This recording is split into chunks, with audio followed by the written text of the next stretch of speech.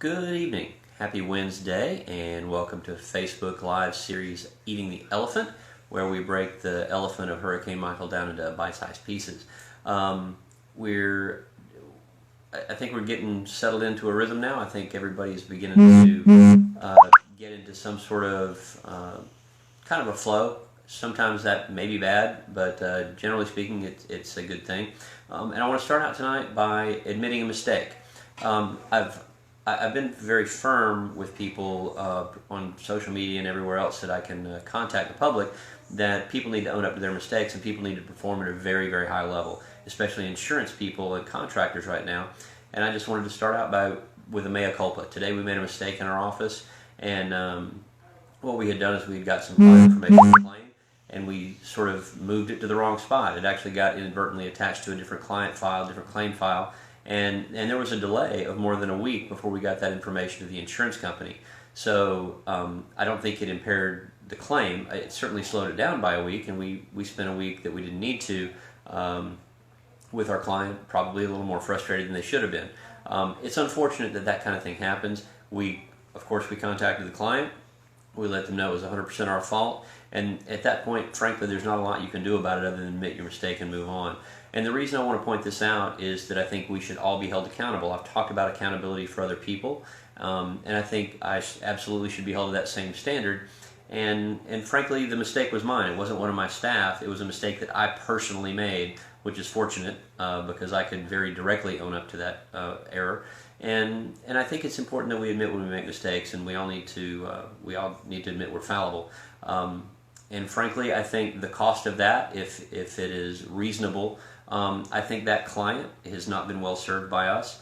And I think if they move on to another agent, I don't think that they will, but I think if they move on to another agent at renewal, then that's an appropriate penalty. And I think if your agent or a contractor or someone else doesn't perform well for you, then they don't deserve to be hired again. So I hope I've been able to correct my mistake appropriately, and we did try to get things fast-tracked. So hopefully there won't be a tremendous price paid. But again, there are some mistakes that are made, particularly in a storm such as this, that are vast. That does not give anybody permission to tell you how busy they are, or how tired they are, or how hard they are working. And it doesn't give them permission not to handle your claim well, or to tell you that their system is overloaded. Granted, the physics of this storm and the scale, there's really not a lot we can do about that. Our very today needs to be much better than 9 or 10 weeks ago.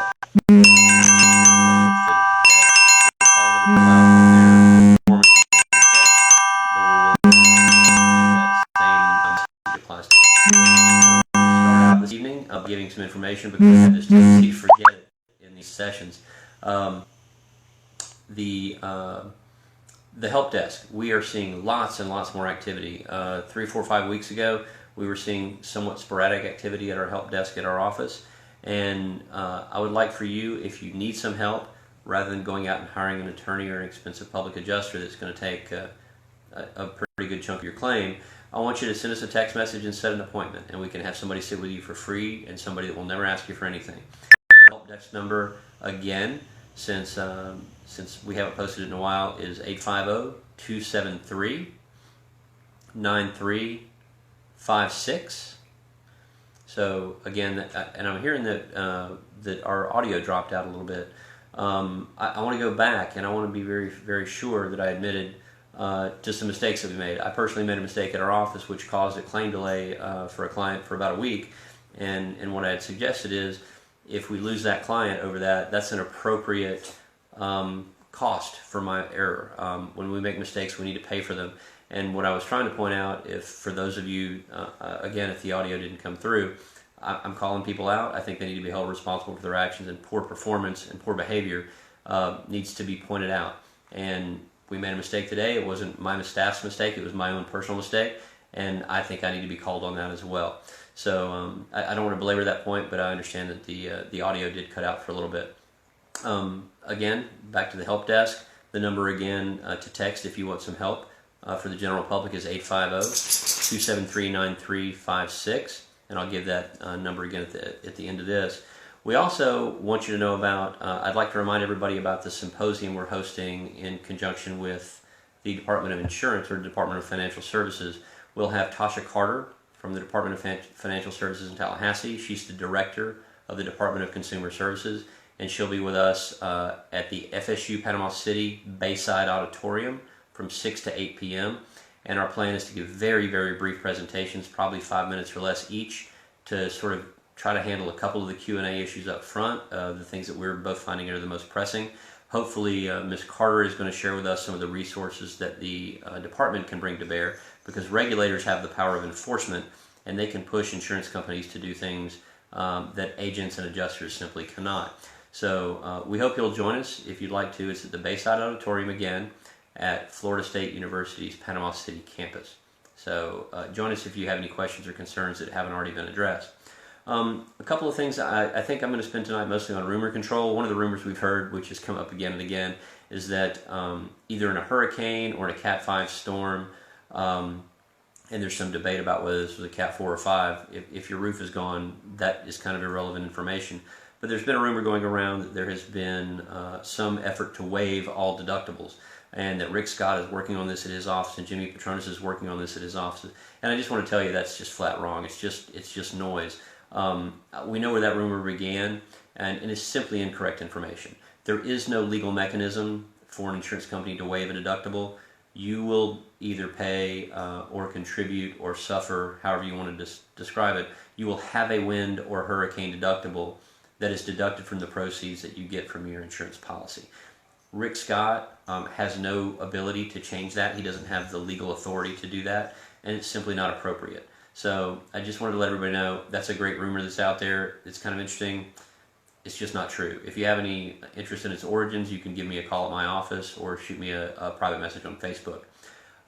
Something else that's just come up just this week is we found that contractors are running around town. We found out that 2 contractors that we didn't know were running around the neighborhood that I live in telling people that we recommended them or our agency had recommended them. And it's simply not true. One I had never even heard of, the other I didn't know either. And so I want to make sure that everybody understands, if you get a recommendation from somebody or someone tells you that they're recommended or they're sent by your insurance company, your friend, your neighbor, whatever, hey, I'm doing your neighbor's roof and I've done a great job and they love me and they signed this contract, before you take another step, before you sign a contract, before you hire that person, you need to go to your primary source. You need to go to your neighbor, to your friend, to whoever they said they were recommended by, and you need to double check that information, because what we're finding is, particularly with some out-of-state contractors, they are trying to borrow the credibility of locals, because now they understand that local contractors are held in a little bit less suspicion than some of the out-of-town folks, because we've heard so many horror stories about poor behavior. All I'm going to say is, make sure you make a phone call, and if they're standing there pressing a pen to a contract and just telling you something, like I said, I posted this on Facebook already. It's like Ronald Reagan said, trust but verify. So call your primary source, and referrals are absolutely the best source of getting good contractors right now, but make sure that referral is legitimate. Something else that we're seeing over and over again is price gouging. I've talked before about some of the tear-out contractors that have behaved a little poorly. We're having some difficulty with roofing now. We have seen 2 instances that were particularly egregious, and I wanted to mention them. I'm going to post some additional information about this later, but we had one roofer that sent a bill in after the client executed an assignment of benefits. Again, that's a great giant no-no, for $18,000. That $18,000 was not for replacement or repair of the roof. It was for a tarp job on a 3,200 square foot house. I think that's completely unreasonable. And I believed it to be an absolute anomaly, and it just had to be a mistake. It had to be something I didn't understand. It was a legitimate thing. We saw the invoice ourselves, and the next day we saw an invoice from a different roofing company for a tarp job on a similar size house for $11,000. So there's certainly people here out to take advantage, and we all need to sort of collectively get together and make it as hard as we possibly can for those kinds of people to perform that way in our community. We don't need to be taken advantage of. There's been some concern also that I haven't addressed before, that there are folks that are getting cancellation notices, or they've been contacted, in some cases even by their agent, to say that their insurance is going to be canceled, either for the condition of their home or because they haven't paid a premium. And I have to tell you, that's also not true. For most cases, and we can post some additional information on Facebook as well, you can't be canceled until it's the that but the Department of Insurance has indicated there is an executive order out there, and the Department of Insurance does have the power to tell insurance companies they can't cancel you. So if you have any hurricane damage to your home, the likelihood of a cancellation actually being legitimate is probably almost zero. We do have some issues that we were hoping for a little bit of extra help out of Tallahassee to vet contractors, and that's simply impossible. We're just not able to do that. That apparently is not the role of some regulators. What they can do is they can respond to poor behavior, and if we can document that bad behavior, say an $18,000 or $11,000 tarp job on a roof, we're certainly going to run those up the flagpole and see if we can get some action. A couple more things before we go. I know I've gone a little bit long tonight. No doesn't necessarily mean no. And when I say that, I mean if an insurance company turns you down for some coverage, or they say that you're not covered for a particular item or something in your policy, the first thing you want to do is ask them to point out in their policy language where it says that. And if they can't do it, then frankly you're probably going to be covered and you don't have to go any further. It's just a matter of re-educating your adjuster. So they need to quote you exactly, chapter and verse, from that policy contract, what is a problem. If you don't like the answer you get and you decide you don't want to call me, before you go to the expense of an attorney or a public adjuster, call the Department of Financial Services. They have a legal, free mediation service that is offered, and you're legally supposed to be notified by the insurance company that you are entitled to mediation via the insurance department or Department of Financial Services. So even if that doesn't work to your satisfaction, after the fact you can always go out and hire a public adjuster, which honestly I don't recommend, or an attorney, which is usually not necessary. But mediation is probably a reasonable step. As we've talked about before, here's what you need to do. You need to educate yourself, you need to advocate for yourself, and if necessary, then mediate. But no doesn't necessarily mean no. Once you know what you're doing, what you're talking about, you can effectively advocate for yourself, and if necessary, bring in someone from the Department of Financial Services to provide a fair third-party view of your claim. I'm going to close with, again, our help desk number. If you need any kind of help at all, for free, no obligation, no contract, don't even have to know your real name, please send a text message for an appointment to 850-273-9356.